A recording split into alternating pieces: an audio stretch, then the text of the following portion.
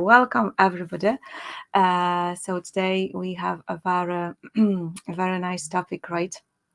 So the holidays, yes, are almost here, almost upon us, and usually this causes like a lot of confusion and a lot of mixed feelings, right? So it's supposed to be a time of peace, joy, connection, love, all the good things.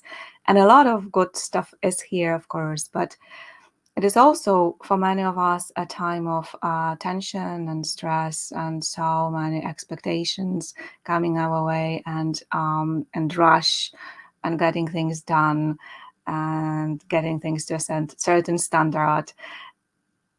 And for us, like highly sensitive women, it is also quite often a time of loneliness. As a highly sensitive person, we know loneliness very well, right? Because we can be lonely even in the middle of a crowd of people, or in the midst of our family and friends. So today, I would really like to talk a bit about three things that, after so much experience, my own experience as a highly sensitive person, but also working with with hundreds of clients by now, the three things that are absolutely essential, three things that you need to make your non-negotiable priority to have a really good, nourishing, meaningful, and joyous time this Christmas. Because once you learn how to manage your nervous system, your body, your heart, and your mind, uh, it is totally doable. Hi, Mary. Hi, Teresa. Wow, so good to see you here. It's really cold and frosty in Scotland too.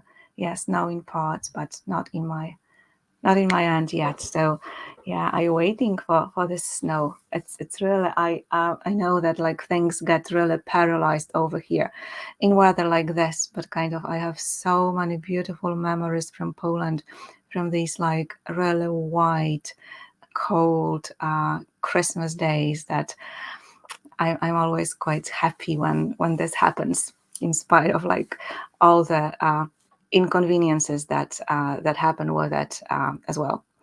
So before we dive in, I just have like a little announcement. So in January, I will host another 3-day online self-love retreat, but in a bit different way this time.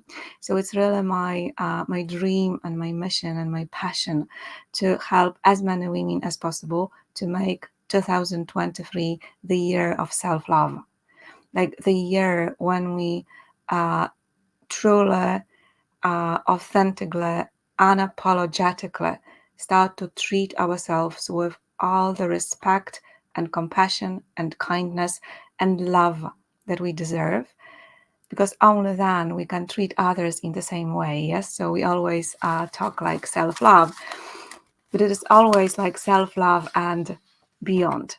So this will be a bit different retreat. It is a paid offer this time. There is a small fee for it, and there is like early bird discount right now. But because of that, it will be like an event in its own right. So, no selling other stuff, no promoting other offers or programs. We will just fully focus on taking these 3 days, yes, to nourish ourselves, to reconnect to our body, heart, mind, and soul, and also to learn very practical ways how to bring this into our everyday life. So you know much better way than New Year's resolutions to start the new year, right? Much more effective, much more authentic, and much more sustainable. So there is a link above this video. The event is of course free for the Inner Circle members. So for all the Inner Circle members who are here today, and we have a few, please do not go and buy it. At least do not buy it for yourself, because this is, of course, a beautiful gift that you can give to yourself, but also it is a beautiful gift that you can give to another woman that you think could benefit from it, right? So if you want to buy it as a gift, just let me know afterwards, and I'll send you like a beautiful gift card that you can give to the person. So I'm really looking forward to it, because it was my dream for a long time to kind of find a way that we can create these 3 days as a real retreat. So there are like new things added throughout the day, and you can really immerse yourself as much as you want to into this kind of relaxation and nourishment, and empowering and building yourself up, so that you can start the new year with a totally new energy. All right. So that's the invitation from me. Beautiful to see the snow, but not the cold. I watched from window. Yeah, it's much nicer. Yes, in the fireplace, burning and looking at the snow through the window. Brilliant. Okay, so let's dive in. So 3 things that I think are absolutely essential for us to be able to enjoy these holidays fully. And in the meantime, you can write like in the comments, what is the biggest challenge for you? So what is it that you find most either confusing or unsettling, or a little uncomfortable, on creating some extra stress at this time of the year? So when I think about these 3 things, these 3 priorities that I would really like us to focus on, I think about them as I would about building a house. It's like building a house for yourself, like you can live inside, that you can feel safe, that you can feel comfortable, that you can feel at ease with yourself and with the world around. As highly sensitive people, we have tendency to abandon ourselves many times, like throughout the day even. Yes, so we kind of scatter our energy all around us. We kind of go and focus ourselves on other people. Yes, we live in other people's homes sometimes for years, and we abandon ourselves totally. So when we talk about these things, it's like building a house for yourself, right? That you can stay grounded in, and that you can feel well in, feel safe, as we said, we self protected, at ease, comfortable, relaxed, and where you can invite other people to, how often you want to, and for how long you want, uh, but at the same time you stay grounded here. So the first thing we need to start with, the most important things first. So the first thing, always, holidays or no, and highly sensitive person or not, for everyone, the first thing is always to love yourself first. This is like a foundation. Yes, this is what you need to have in place always.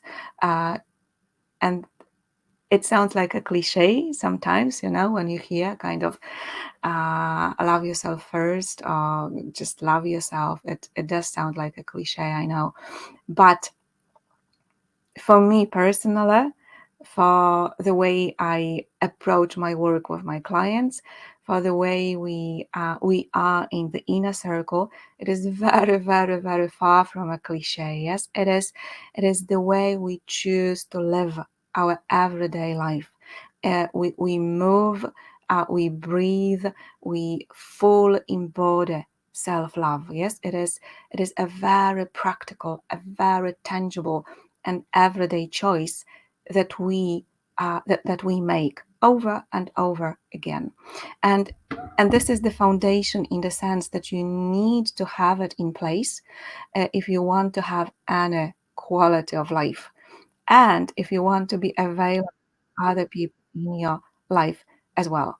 So if you still have like some reservations or some doubts, just give us yes in the comments if there is still this old belief like lurking somewhere that self-love is selfish, that putting yourself first is selfish, that it makes you a bad person, uh, then it's maybe time to kind of let it go.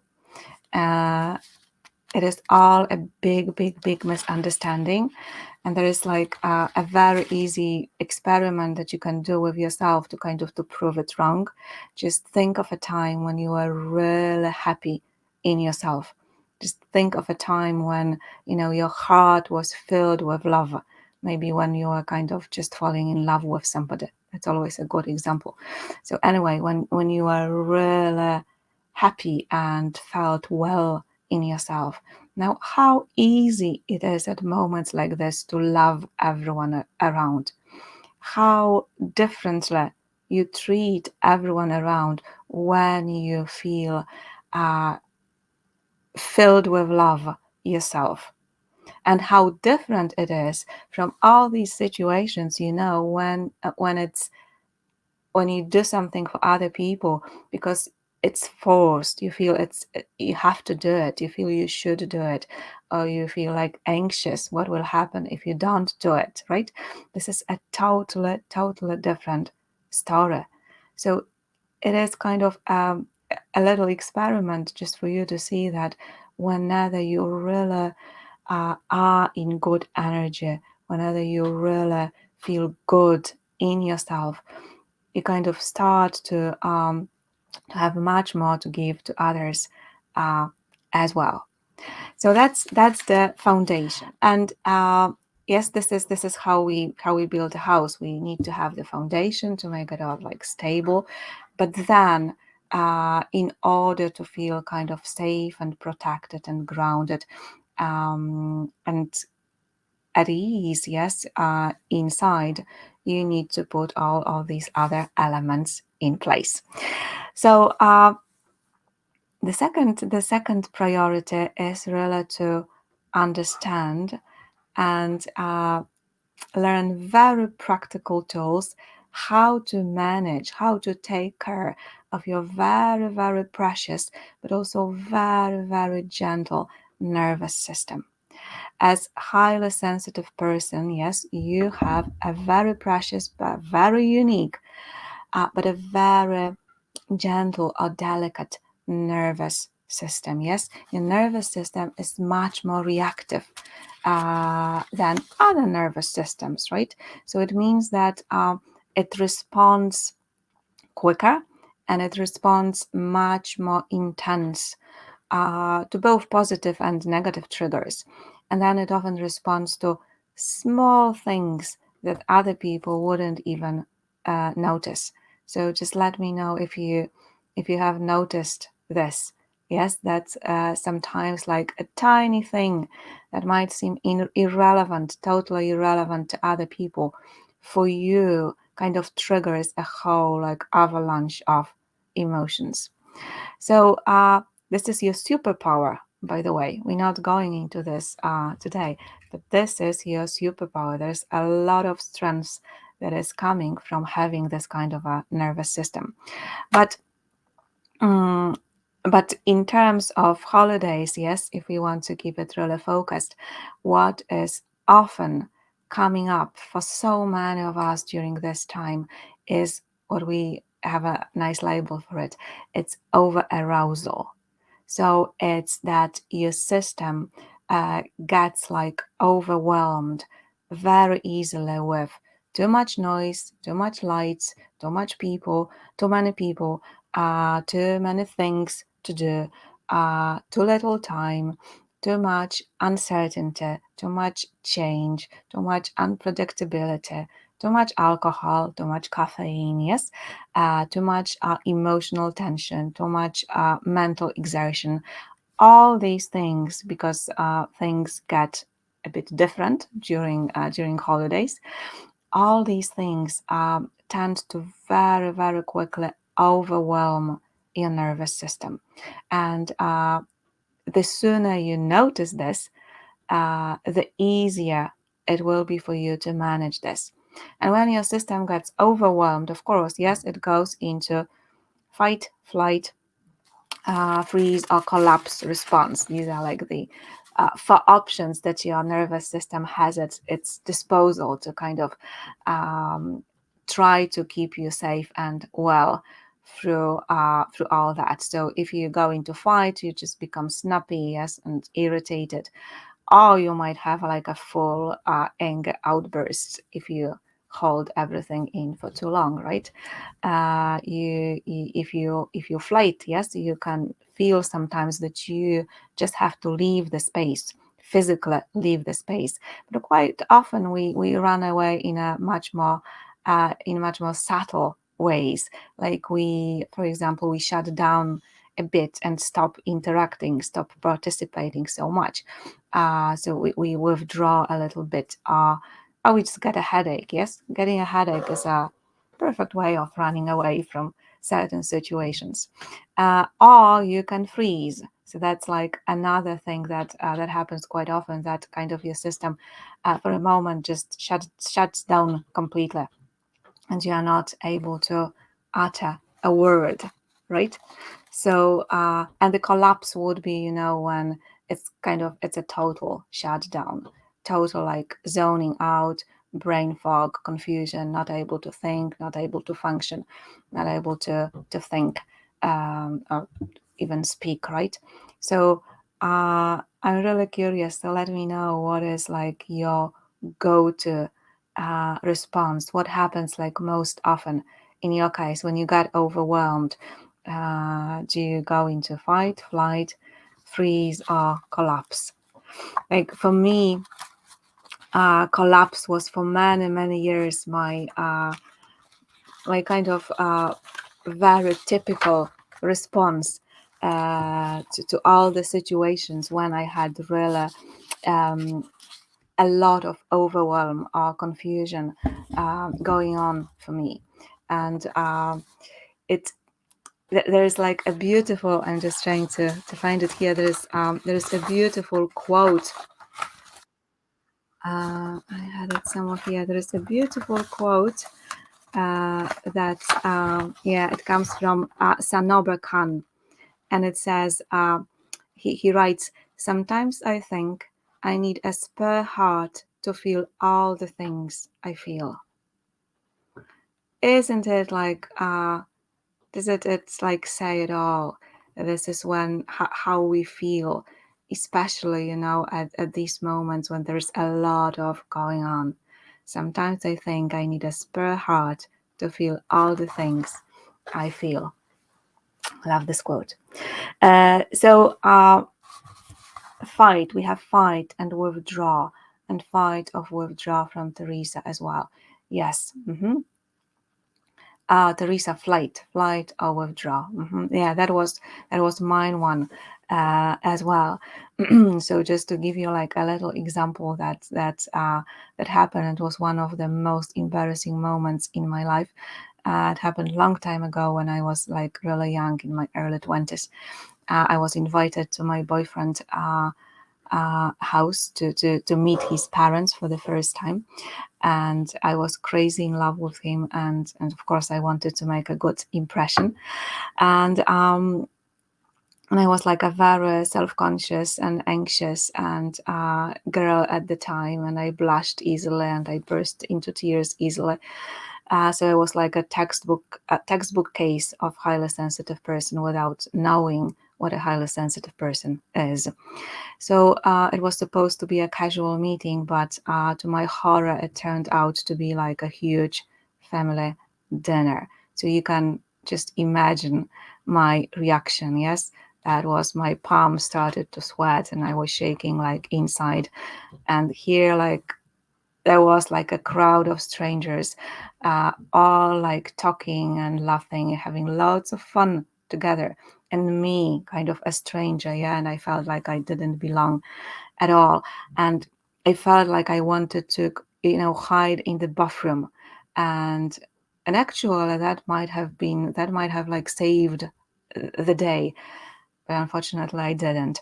So after the first half an hour, there was this, volcano of emotions, yes, running through my whole body, just getting ready to explode. And of course, it did explode. And it was like a tiny thing. My boyfriend's cousin asked me a question, like a simple question, no idea what it was. But anyway, I froze. I just totally froze, and I couldn't utter a word. Like, I wanted to respond, but no words came out. And we stood there in this like awkward silence for a minute or so. And then he, with kind of disgusted expression on his face, he said like, "Wow, you're so weird." And these words, like, believe me, they haunted me for many, many years afterwards. And that was like the last drop. I just ran out of the house, like tears streaming down my face. And to be honest, I never ever came back. So this is kind of an extreme example. But quite often it happens frequently for us, and it can create a lot of mess in our relationships. But at least in this kind of scenario, we get it out. There is another scenario which is even probably more detrimental, yes, when we kind of hold it all inside. So these would be like all the situations when you feel stressed or anxious or overwhelmed or exhausted or really angry and frustrated, but you pretend everything is grand. You pretend to others, of course, but quite often we pretend to ourselves as well. And then we try to contain all this inside for years sometimes. And you can just imagine, yes, how it kind of wreaks havoc in your whole system after a period of time. So, does that sound familiar at all? So, two things that I want to make very, very clear uh, around all that. First of all these reactions are very logical. So sometimes we say, oh God, why am I so reactive? Why do I get so angry? Why is it happening to me? Why can't I be just normal? Uh, if we had a chat for an hour or so, yes, we would be very easily we would be able to find very easily what is where is this reaction coming from. Yes, your nervous system, your body, your mind, your heart, they are always on your side. They are not trying to make your life harder. They are not trying to cause any trouble for you. They are not mean to you. They are doing their best to keep you well, to keep you safe, first of all, and then to keep you well. But because of all your life story, quite often because of your childhood as well, yes, you learned to react to certain such situations in certain ways, which are not very healthy, and which are not very helpful as well. But there is always a reason. So even if you kind of switch it in your mind a bit and start to think, okay, all this is happening for a reason. All this is happening because my body and my nervous system is trying to keep me well. This kind of allows you to let go of some of the resistance. So even this in itself can be very helpful. And then the next thing is that it is totally uh, unnecessary in a way, yes. So in the sense it can be easily avoided, and the only thing you need to do is to kind of have a set of tools that bring you back to balance, and these need to be very unique, tailor-made things, things that you have tried and you know that work well for you. And then you need to be kind of very determined to use these tools when needed, right? So during holidays there's always tension. There are usually some conflicts going on. There is plenty of emotions, even connected even with the memories from the past. Yes, with people that are no longer here with us, with the ways you used to spend Christmas, plus all of the expectations, yes, and standards and shoulds and have tos that that you put on yourself. So there are a lot of triggers, really a lot of triggers. So you need to have your own rescue kit, your own kind of wellness map, a set of tools, a set of activities, a set of practices that you know work for you well and allow you to come back to balance. And then you need to be determined enough to use them in the middle, even in the middle of your Christmas dinner, right? So it might be maybe you need to go to your room and rest for a bit. Maybe you need to go outside and have a few breaths, outside. Maybe you need to take a nap. Maybe you need to listen to music for a moment. Uh, I worked with a woman who needs to wash her hair. Like that was the thing that did the trick for her. Washing her hair always kind of brought her back to balance in the easiest way, simpler. And luckily, she had like very short hair, so she could do it like within a few minutes and feel much, much better. So this rescue kit, this wellness map.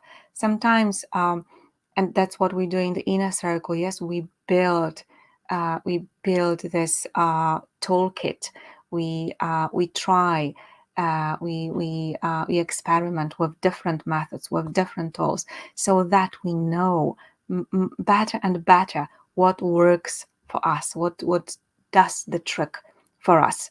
But for now, it's really, really helpful for you to brainstorm, to write down, and to really have a list or a drawing on a piece of paper that you can refer to each time you're starting to get upset or frustrated or overwhelmed. Because when these things are happening in you, it's much more difficult to remember what you committed to doing. So that was number two. So we have the foundations in place. Yes, we have the walls and doors and windows and the roof over our head. Uh, but we need one more thing, right, to make this house into a real home where you can feel good and at ease with yourself and with the world around. Yes. So what about all kinds of decorations? Yes, you need furniture, you need rugs, you need lamps, you need like maybe curtains, colors that you use. Yes, all this can change a house into a home where you feel well. Carol says being alone to think. Yeah, brilliant. And meditation. Yeah. So these are kind of brilliant things to use. Sometimes we need to kind of be even more creative, so we can learn how to kind of meditate while interacting with others, right? Or meditate like for 30 seconds and still have the same results as we would in half an hour, right? So it's also about being very creative at in how we use these tools. All right, so this third element, this third priority that I think is very, very important is to be very clear about what truly matters to you.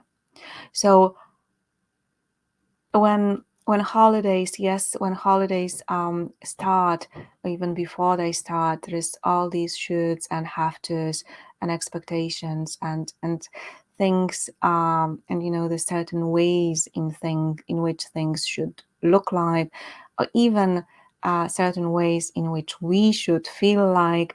So there's a lot of this stuff going on, and in the middle of all this, I would really like you to focus as much as you can on what it is that you want, what it is that really matters about these holidays for you personally. Um, one of this one of the ways to do this is to focus on giving, because giving is kind of the heart of Christmas, of all of these December holidays, really. Yes. So we kind of there's a lot about being kind, loving, giving, being there for others, and that's beautiful, right? But so often we do not feel like nourished and full and filled with love ourselves to have enough to give, right? And sometimes we do not know what it is exactly that we bring into the table. So what is the thing that you give effortlessly, that you give just by being present, that comes so natural to you that you wouldn't even think about it as giving. Uh, this is about the kind of knowing yourself. Like, as a highly sensitive person, you have plenty of gifts to share with other people. Like, we are like a mountain spring. You are full of this fresh, life-giving, water, and others can drink of you, provided you feel nourished and okay and full yourself. But sometimes we do not know ourselves well enough to recognize what it is that we so easily and effortlessly give to others, and sometimes we do not feel comfortable, we do not feel confident in ourselves enough to allow ourselves to express this fully and joyfully and unapologetically. So this is very much about having a bit of reflection, right? First of all, about what it is in you that comes so easily that you can share it without depleting yourself, and then also what it is that really matters to you about these holidays. What do you want to remember about them? Yes, what you want it to be about. Like, there is this book that has this great title. Yes, Don't Sweat About the Small Stuff, right? So this is very much about that, so that we can kind of forget about all the details that don't really matter and focus on what makes this time of the year really exceptional and really nourishing for ourselves. So, I had this thing coming from my childhood, yes, that you need to like clean your windows, like, I don't know, like in the middle of the winter. I would usually catch a cold, but the windows have to be clean at Christmas time. Like, that's craziness, isn't it? And like, who remembers after a few years' time whether your window were clean or not, or whether your house was as tidy as you always try it to to make, right? That's not the kind of things that we remember. After some time, we remember the conversations we had, we remember how we felt, we remember, all these connection moments that we have with other people in our life. So focusing on this, and then organizing your holidays, your Christmas or Hanukkah or Yule or whatever you're celebrating, organizing this around the most important stuff can totally change the way you experience it. All right, so three things, right? Our house is ready at this point. We have the foundation of loving ourselves first. We have the walls, the doors, the windows, the roof, the protection that all of these activities, tools, practices that make us feel safe, that allow us to feel relaxed and at ease with ourselves and with other people around us, and how we can use them to bring ourselves back to balance when life throws us out of balance, yes, or when we're getting overwhelmed. And then we also have these final touches, yes, the decoration bit, which is all about what lights our heart up, what truly matters to us, what we want to give, and what we want to take out of this beautiful time of the year. So let me know how it lands, and whether you are willing and excited to build this loving and safe and nurturing house for yourself. And a little reminder about the self-love retreat coming in January. So I hope you will all sign up and be with us for these 3 days. And also that this is like a very beautiful and a very meaningful gift that you can give to another woman in your life who you think could benefit from a bit or a lot of self-love coming her way. So thank you very much for today, and I'm looking forward to seeing you next Sunday. Thanks and bye for now.